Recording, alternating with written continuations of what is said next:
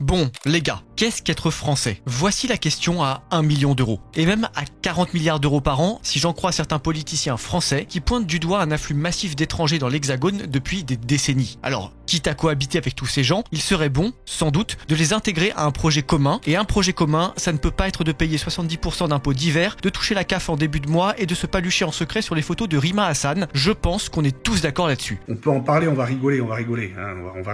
Alors je repose ma question, qu'est-ce qu'être français?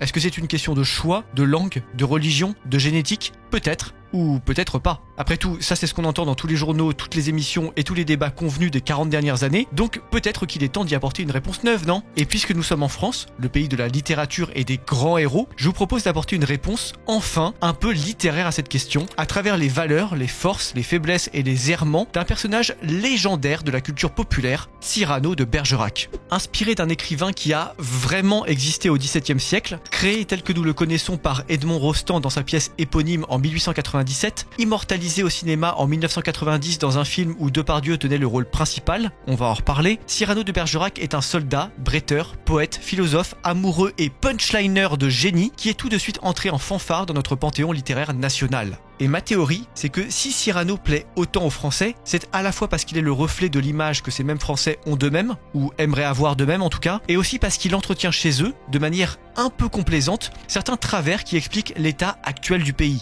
Bref, pour résumer, Cyrano est autant un personnage que le reflet psychanalytique de notre beau pays, et c'est là-dessus que j'aimerais qu'on se penche aujourd'hui, en partant à la fois du fameux livre de Rostand, que je vous recommande chaudement, et des films qui en ont été tirés, et notamment de celui de 90 avec GG, Le procès au fiac, n'insistez pas, j'en parlerai pas, Depardieu. Ça va donc être épique, abonnez-vous et activez-moi la cloche qui va bien, on va se régalax. Et en parlant de ce régalax, vous savez qui peut aussi vous régaler en passant? Idéochoc. Idéochoc, c'est comme vous le savez une fort belle plateforme qui... Non mais, il est magnifique leur nouveau site. Vous avez vu ça? Eh bah les gars, si c'est pas une invitation à vous abonner ça... Attendez, je reprends tout dans l'ordre. Idéochoc, c'est une plateforme en ligne qui vous propose des résumés audio et écrits des meilleurs essais de référence en philo, en éco, en sociaux et autres disciplines en haut, contre un abonnement mensuel à un prix vraiment ridicule. Et alors, autant c'était déjà une excellente initiative jusque-là, autant avec leur nouveau site, ils ont juste pulvérisé le game. Nouvelle interface, fluidité optimisée, expérience client idéale, possibilité de relucher le catalogue avant de signer pour vous faire une idée de ce que propose la boutique, tout en sachant que le catalogue s'accroît de belles nouveautés chaque semaine. Franchement, n'en jetez plus, vous allez me lancer ça et ne plus en décrocher durant vos sorties en voiture, vos promenades et vos séances de lourd développé couché à la salle, c'est moi qui vous le dis. Et honnêtement, si c'est le cas, c'est tant mieux, moins il y a d'idiots dans ce monde, mieux je me porterai, même si, malheureusement, il ne vous aura pas échappé qu'il y a beaucoup de boulot de ce côté-là. Alors, foncez en description et attrapez-moi cette beauté, ça ne coûte que 8 € par mois et vous avez même 10% de réduction avec le code LEHUSSARD, en un seul mot, et 15 jours d'essai gratuit pour voir si votre cortex atrophié par TikTok peut encore supporter la belle philosophie occidentale. Alors, heureuse? Oui, et bah c'est nickel, au boulot et générique.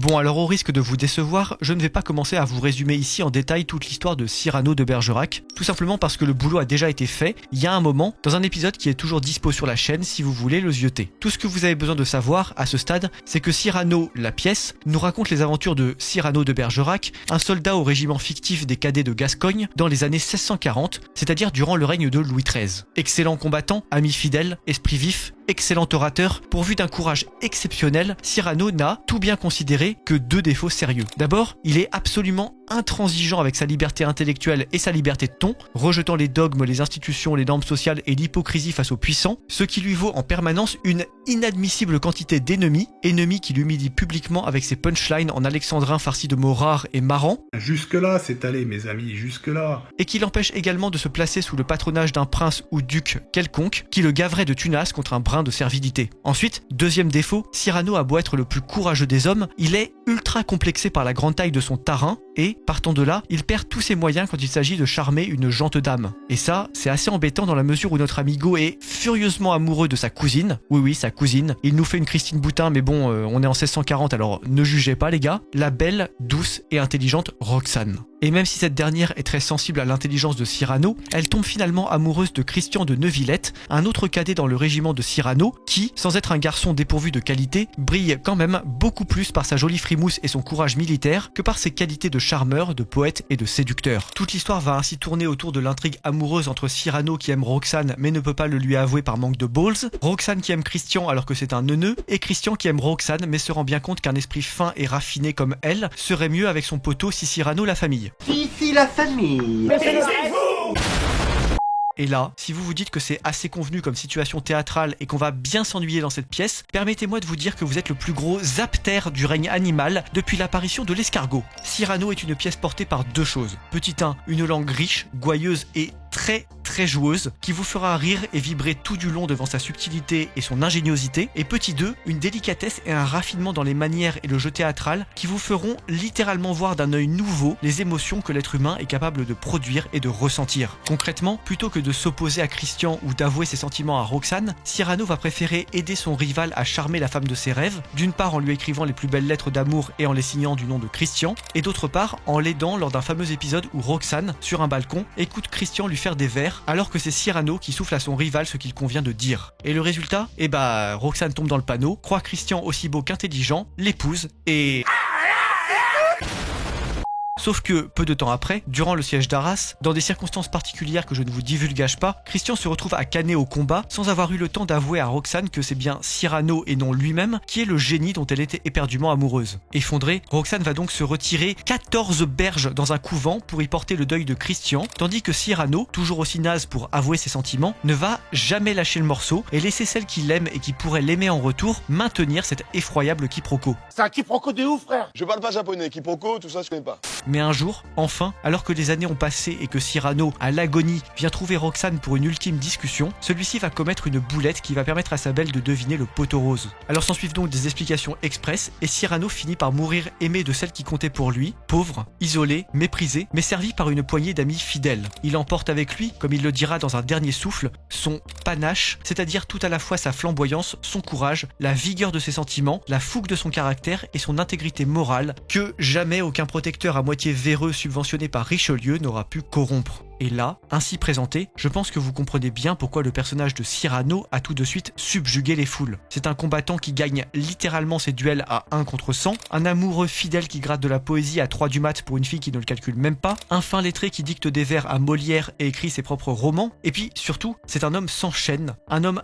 infiniment libre, sans argent, sans terre, sans titre, sans protecteur, qui ne survit sublimement que par la pointe de son épée et la puissance de ses réparties cinglantes. Et ça, à une époque de petite politique républicaine, d'inculture générale, de salariat étouffant, de compromission morale et de Manuel Valls, je pense qu'on est tous d'accord, ça fait du bien. D'ailleurs, les contemporains de Rostand, déjà, en leur temps, ils ne s'y étaient pas trompés non plus. La pièce a tout de suite été un tel succès, alors que Rostand redoutait le contraire, que le ministre de l'Instruction publique, durant l'entracte avant l'acte 5, a retiré sa propre légion d'honneur en coulisses et l'a collée sur le buste de Rostand en disant « Permettez-moi de prendre un peu d'avance ». C'est simple, la sortie de cette pièce a provoqué un véritable engouement en France et dans tout le monde occidental, où la culture française rayonnait alors à balle. Dites-vous qu'il y a même eu des savons Cyrano, des lunettes Cyrano, des pastilles Cyrano et même une mode pour les enseignes en forme de nez en référence au grand nez du personnage principal. Bref, Cyrano, avec sa belle et délicate histoire d'amour et de bataille, il a conquis le monde entier en un temps record. Mais est-ce une bonne chose ? C'est là la question vers laquelle je voulais vous emmener. Parce que Cyrano, c'est certes un personnage touchant et flamboyant, mais c'est aussi, dans le même temps, un remarquable gâchis. Bah oui, parce que Cyrano, c'est un gars brillant mais têtu, qui aurait pu tout faire, tout avoir, tout dire, tout voir, et qui s'est volontairement et consciemment privé de tout cela au nom de son ego et de sa fierté parfois mal placée. Il a cherché, trop souvent, à s'inventer des excuses pour faire ou ne pas faire certaines choses, plutôt que de reconnaître ses peurs et de les dépasser. C'est qui le patron ? Et moi ? Rien qu'avec Roxane, on le voit assez bien. Il aurait pu lui dire la vérité 1000 fois entre la mort de Christian et l'acte 5, mais non. Il a trouvé bien plus simple, finalement, de cultiver son personnage truculent et flamboyant, tout en apparence de fanfaron au dehors et en grande délicatesse en dedans, quitte à passer à côté de sa vie. Et ça nous amène à ce qu'on pourrait appeler le paradoxe Cyrano. Je m'explique. Certes, c'est absolument indubitable, Cyrano a un courage absolument exemplaire durant tout le livre. Il se bat à 1 contre 100 à Paris et gagne. Il se couvre de gloire au siège d'Arras. Il tient tête à de puissants courtisans avec la dernière effronterie. Ok, mais dans le même temps, sa peur n'a pas disparu. Elle s'est juste rassemblée et amassée dans certains recoins bien précis de sa personnalité, dont notre bougre est incapable de la chasser. Ce qui veut dire que notre homme courageux, là, selon comment vous voyez les choses, eh ben, on pourrait tout aussi bien dire qu'il est lâche. Quoi Répète. Si, au moins un petit peu. Et ça, je trouve que c'est un truc incroyablement français. Cette façon de tout gâcher à la limite du candolisme, où on préfère encore aider un rival à triompher, ou suivre une quête vouée à l'échec, plutôt que de mettre un peu d'eau dans notre vin et d'accomplir de belles choses au prix de légères compromissions. Et ça, concrètement, dans la culture française contemporaine, on le voit partout. Je vous donne quelques exemples. Il y a la détestation profonde de la langue anglaise par les puristes français, qui place notre pays à la traîne dans les échanges commerciaux et diplomatiques modernes. We are in France, we speak French. Il y a le rejet de l'argent et des affaires qui enferme trop de nos contemporains, paradoxalement, dans un salariat 1000 fois plus aliénant qu'un investissement entrepreneurial. Il y a une joie un peu malsaine à contempler combien nos gouvernants sont des incompétents qui nous ridiculisent sur la scène internationale. Et puis, surtout, alors même qu'on a le plus beau pays du monde et absolument tout ce qu'il faut sur le papier pour être la première puissance mondiale, eh ben, le compte n'y est pas et on préfère se torpiller en laissant des francs-maçons obèses, des énarques empoudrés et des ministres à l'apparence de verrues mal soignés souiller notre potentiel de leur odieuse présence subventionnée. Et vous croyez que c'est nouveau? Mais non, regardez l'histoire de France dans sa globalité. Que ce soit avant les Carolingiens, durant la guerre de 100 ans ou encore pendant la Deuxième Guerre mondiale, toute notre histoire est jalonnée de longs moments où l'on perd confiance dans notre capacité collective à être un peuple efficace et où on laisse des élites corrompues et avilies mettre la zouille avant de nous reprendre in extremis durant les 3 minutes de temps additionnel. Alors oui, l'histoire de France est remplie de figures providentielles et salvatrices comme Jeanne d'Arc, De Gaulle, Richelieu, Napoléon et tout ce que vous voulez, mais c'est oublier un peu vite que si on a besoin d'eux, c'est précisément parce que, entre tous ces grands noms, se terre une myriade de petits bougres rachitiques et oubliables sur lesquels la postérité, depuis longtemps, a tiré sa chasse d'eau rédemptrice. Alors oui, on ne peut pas avoir un grand héros par génération. En revanche, on peut éviter de laisser de médiocres aptères aux commandes dans tous les niveaux, que ce soit en politique, en art ou en stratégie militaire. Et puis on peut aussi, quand on tient un petit gars plein de potentiel, éviter de le laisser se saborder avec des excuses bidons comme le fait Cyrano de Bergerac. À un moment donné, si t'as moyen de faire des grandes choses, ne refuse pas un petit compromis. Si t'as, comme moi d'ailleurs, le goût du bon mot et de la bonne punchline, retiens-toi un peu quand il le faut. Et si Roxane te plaît, va lui parler, purée. Non mais, va lui parler. T'as vu la courbe de la natalité en France? C'est urgent, va lui parler immédiatement. Et de quoi tu peux lui parler? Eh bah, de Cyrano par exemple. Là, tant que ce personnage littéraire reste un personnage littéraire, y a aucun souci, il est bien romanesque et captivant à souhait, alors on peut se gargariser avec sa personnalité et même y prendre tous les bons aspects, et Dieu sait qu'il y en a. Il y en a, hein. Il y en a. Alors un peu de panache, à l'assaut mon petit cadet. Ni, j'ai pas lu le livre. Alors va en description de cette vidéo. Je t'ai mis un petit lien pour attraper le bouquin en 2-2, sans débourser un centime de plus, mais en soutenant cette chaîne. Alors quoi? Fonce. Ni, mais moi je préfère le film. Ni. Ah oui, le film. Ah purée. C'est vrai que je devais vous en parler de ça aussi. À la boulette.